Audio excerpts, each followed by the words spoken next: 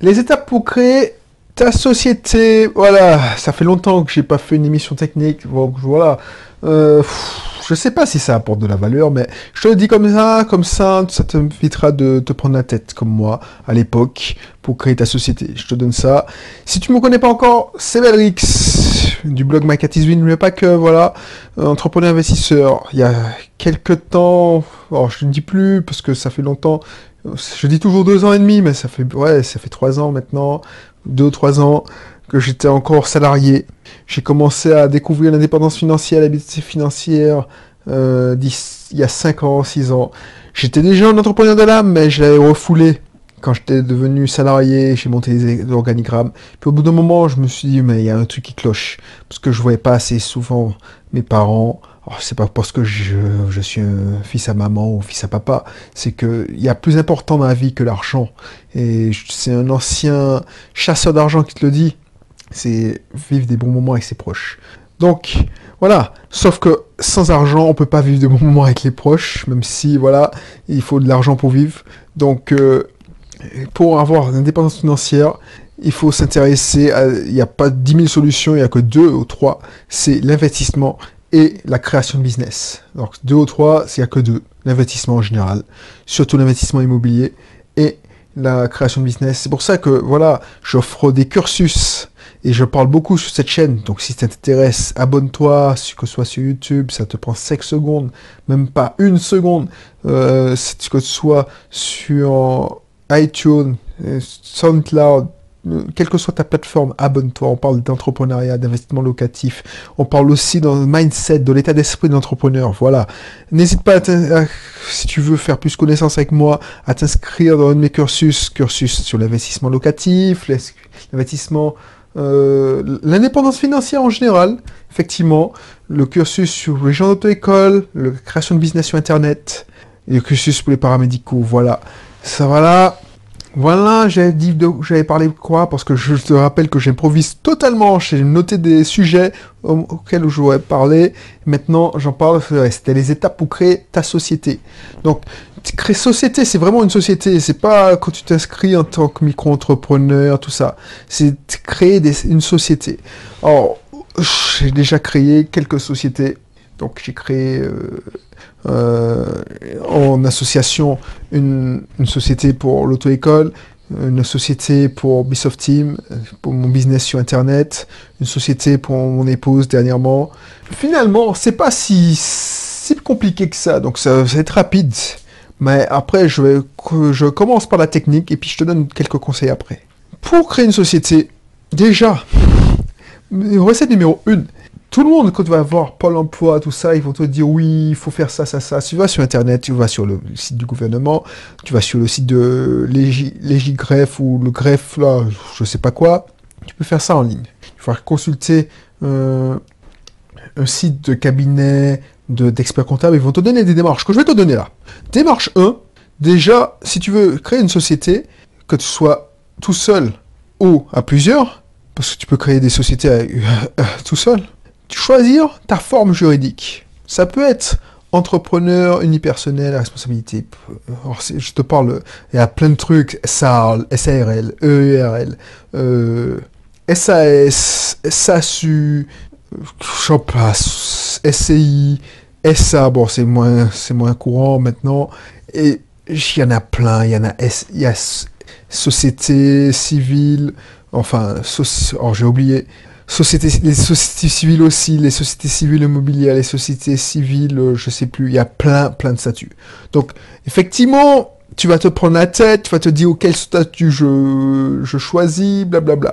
Donc, ce serait trop long pour t'expliquer tous les différents statuts, je ne connais pas tous, ça change tout le temps. Sache que voilà, un expert comptable sera ravi de te soulager de quelques centaines d'euros et de t'expliquer pourquoi il faut faire ça ou pas. Donc, tu dois choisir ton statut. Si tu as des associés, il faut écrire le statut, prendre les associés, définir le nombre de parts sociales, définir le capital. Donc, tu peux maintenant, tu n'as plus besoin d'avoir un capital minimum. Avant, quand j'ai connu les SARL, il fallait avoir un capital de 50 000 francs à l'époque pour commencer une SARL. Maintenant, il n'y a pas de minimum. Donc, tu peux immatriculer une société avec 1 euro. Sauf que, dans les faits, tu vois, c'est trop chiant. Trop chiant, ça serait trop compliqué à lire. En fait, pour la petite histoire, c'est que si tu finis en déficit l'année d'après, imagine que tu as défini, tu as pris tu as ouvert, tu as immatriculé ta société avec 1 euro, tu as un capital de 1 euro, si tu finis en déficit, vu que si tu perds un certain pourcentage de ton capital, tu dois payer ou tu dois mettre en liquidation. Alors, je dis n'importe quoi, ça fait longtemps que j'ai pas vu les textes sur ces sujets-là. Je t'avoue que ces sujets, genre, perte, mettre en liquidation, je les lis pas souvent, parce que je touche du bras, ça m'est pas encore arrivé. Ensuite, tu dois choisir ta statut, tu dois choisir la somme du capital. Moi, je te conseille de faire 500 euros minimum, si c'est une entreprise qui demande pas d'investissement. Si tu sais que tu vas faire des achats, tu peux faire 1000 euros. Bref. Avec ça, tu vas rédiger des statuts. Alors, c'est pas la peine de faire un comptable rédiger les statuts.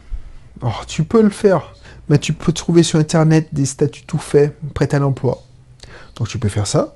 Donc, il faudra faire attention et en vérifier que les clauses qui sont, parce que c'est pas sur Internet, c'est pas tous les modèles qui sont corrects. Donc, il faudra connaître les choses à faire apparaître, les clauses à faire apparaître dans les statuts, les articles à faire apparaître principaux, obligatoires, et puis tu fais rédiger les statuts.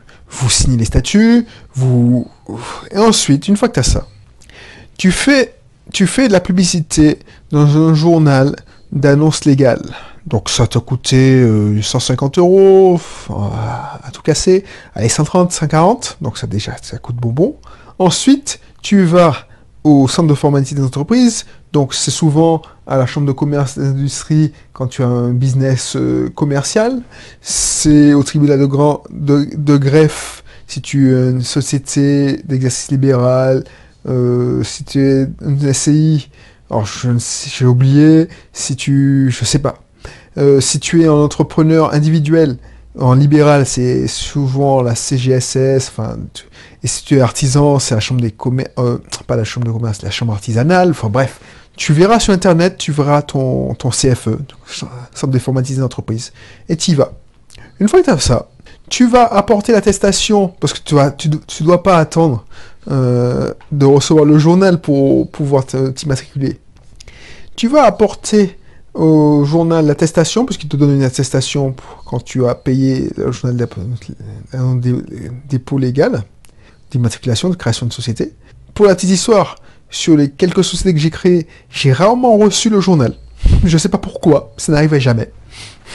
Par contre, grâce à l'attestation, tu vois, tu peux t'immatriculer, et on va te soulager, je suppose, je crois, de 50, 60 euros, même si c'est 89, je crois. Donc, tu devras dépenser, alors, 140 plus ça, 200 euros pour cette société.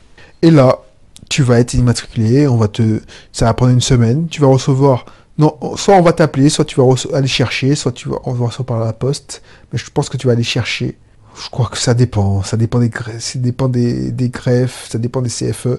Tu vas le recevoir par la poste ou tu vas le chercher, ta liasse, avec un cabiste, ta facture, la facture du centre de formalité, et puis voilà. C'est tout simple, c'est aussi simple que ça. Tu vois, je te dis, ça tient en quelques secondes. Et le pire, c'est que tu peux même faire ça si tu es en France métropolitaine. Or, Alsace et Moselle, tu peux faire ça totalement en ligne. Donc, tu peux immatriculer sans te déplacer de chez toi. Donc, voilà. Donc, n'hésite pas à le faire. Et pourquoi? Qu'est-ce que je peux te donner comme conseil? Tu vas dire, ah ouais, mais c'est simple. Cool, Berlix, merci. Oh, ça, c'est des conseils que tu vas trouver sur tous les sites. Hein. Moi, je te dis ça de tête, et encore, c'est plus brouillon parce que c'est mieux synthétisé. Tu auras plus de blabla parce que, voilà, on va te prévenir pourquoi il faut faire ça, pourquoi il faut faire ça. Mais le gros, c'est ça. Moi, mon intérêt, c'est que moi, j'immatriculerai au dernier moment. Au dernier moment. Tu peux faire ça. Par exemple, déjà, ah oui, j'ai oublié un truc, c'est que tu dois déposer les fonds. Tu dois avoir aussi l'attestation. Ah ouais, j'ai oublié un truc important. C'est que tu dois avoir une attestation de dépôt de compte. C'est-à-dire que tu dois ouvrir un compte chez ton banquier. Il va te remettre une attestation. Donc c'est avec ces trucs-là, l'attestation de journal d'annonce légale, le formulaire M0, le l'attestation de la banque que tu pourras immatriculer. Et pourquoi est-ce que je te disais, oui, avant de t'immatriculer, avant d'aller voir le banquier qui va parce que tu dois lui donner ces 1000 euros qu'il va te dépenser. Ça dépend, si le banquier te connaît, il va pas encaisser le chèque tout de suite. Donc tu vas lui balancer un chèque, et puis voilà, ça va pas sortir de son compte. Mais si tu imagines 1000 euros qui servent à rien là, qui sont immobilisés. Donc avant de faire ça, avant de réfléchir à un statut, déjà, fais un contrat, enfin, mettez-vous d'accord avec les associés. Tu peux rédiger le statut, ça mange pas de pain, pour bien faire les trucs. Une fois que vous avez trouvé votre premier client, démarché vos premiers clients, vous avez une promesse de vente, tout ça, c'est là que vous allez signer les statuts.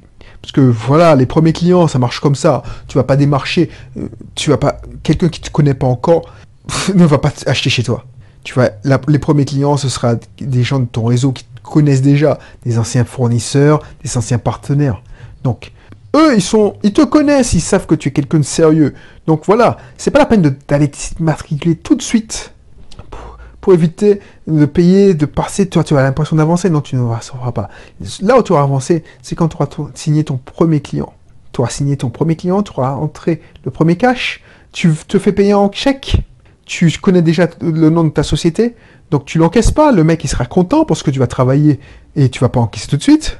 Et puis, une fois que tu as ton premier chèque, tu vas aller voir ton banquier, tu vas lui donner, tu vas garder son chèque, tu vas même lui donner l'encaissement, tu vas lui donner, voilà, si tu connais ton banquier, voilà l'argent pour le capital social, voilà le premier chèque, il sera ravi de te faire ton compte bancaire, t'inquiète, parce que t'inquiète, quand il faut faire ton compte bancaire, tu vas payer des cotisations dessus. Il s'en fout que tu n'es immatriculé le mois d'après. Ouais, il va prendre la date d'aujourd'hui. Une fois que tu as ouvert, tu as ouvert. Bref. Donc du coup, tu vas te prendre la tête, tu vas payer des frais, la journée d'annonce légale, avec le premier cash que tu as créé. Et si je devais recommencer, et c'est ce qu'on a fait pour la nouvelle société, ben on a fait ça. Et c'est marché. Ça fait moins mal. Parce que si tu commences le business avec moins 2000, moins 3000, ça fait mal. Ça fait très mal et tu vas pas survivre. Donc voilà. Donc ça, c'est un conseil. Un conseil en or, si tu veux d'autres conseils. Tu veux tester ton business. Inscris-toi dans mon cursus d'entrepreneur. Voilà. Je mettrai, le cursus pour entrepreneur. Surtout si tu veux créer ton business. Et voilà. N'hésite pas. Si tu connais quelqu'un qui veut se lancer, si tu as entendu dire qui va se lancer, n'hésite pas à lui partager cette vidéo. Alors c'est un peu brouillon, c'est mieux formalisé dans les sites d'experts comptables, tout ça, mais c'est l'expérience qui parle. C'est surtout la fin de la vidéo qui est importante, parce que là, je t'ai pas donné ça dans l'ordre. Voilà. Sur ce, je te laisse faire. N'hésite pas à commenter, m'encourager, me donner des j'aime pas, tout ce que tu veux, t'abonner. Et puis, on se retrouve pour un prochain contenu. Allez, bye bye.